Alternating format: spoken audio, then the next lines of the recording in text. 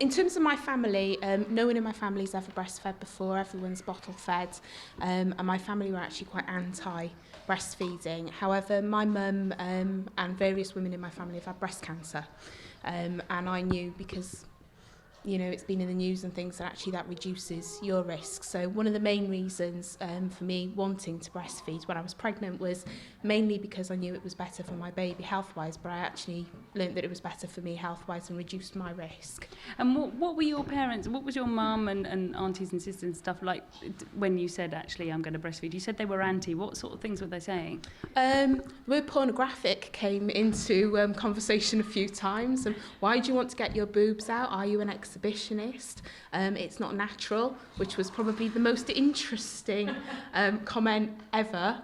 But now, why did they think it was just not natural? Do you know, I really don't have a clue.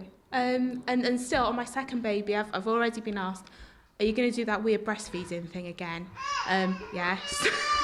And there was actually a lot, when my baby was born, there were quite a lot of difficulties because there was quite a lot of heavy pressure on me immediately within 24 hours to stop breastfeeding.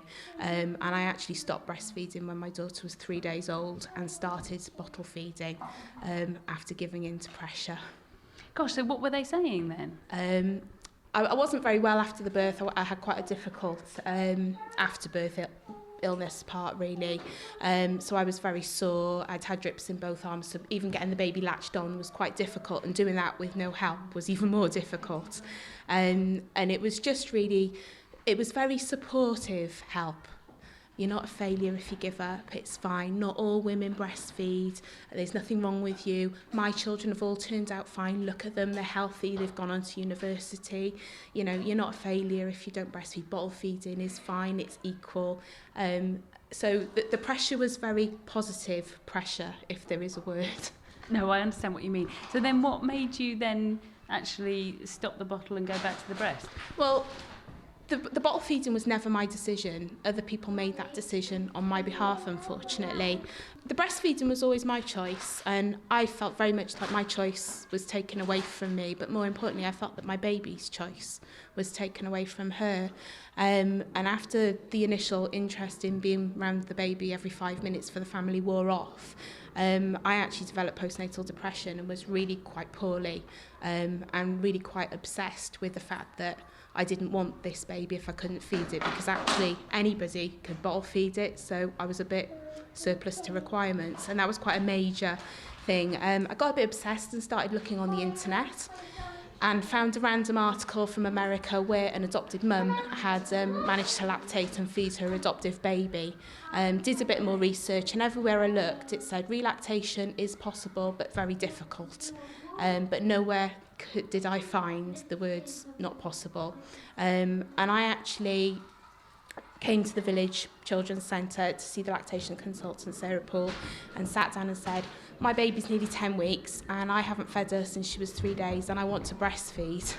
I think at the time she probably thought I was mad, but was really, really supportive and talked about the reasons why I wanted to do that and actually supported me through that process. I'm really pleased to say that even though I had no milk at all, we managed to relactate. And I say we, that's my daughter, myself, and the lactation consultant. It was a team effort. And then she went on to be exclusively breastfed until she was 16 months when she said, no milk, mummy. I never asked again. So how did that work then? Was it a case of sort of, for days you would be putting her on and nothing would come through, and then one day it did? And how did she actually get food whilst you were doing that? How did it work? Initially, it was very difficult because lots of people don't realise breast milk is produced hormonally, and a lot of that is through the skin-to-skin contact. So the first thing was really getting the baby on me as often as possible. I went to bed for a week with her and literally skin-to-skin contact constantly, and tried latching her on every half an hour, every hour or so, and just letting her have a little bit of a feed. Wasn't really sure that anything was coming through, to be quite honest. I never had any leaking, so I wasn't ever really sure. And you lucky thing. Yeah. And for that period of time, it was quite an anxious time, but I was quite determined about the fact that it was going to be possible. She was topped up with formula feeds for a while, And then after about 3 weeks, she had this massive weight gain that was just huge. And Sarah said to me, do you think it's time to start trusting your body and stop with the bottle if that's what you're comfortable with? So we did, and she carried on gaining weight and feeding regularly. And from then on in, it was just like having a normal start breastfed baby, and it happens. But a lot of people don't realise it's hormonal, so your body is capable. And I think lots of women are not educated enough around this to know that if they give in to pressure, support, or something happens when their baby's tiny that means they just don't breastfeed, that actually they still have the choice to start again if that's what they want to. It's really hard, but it's so possible.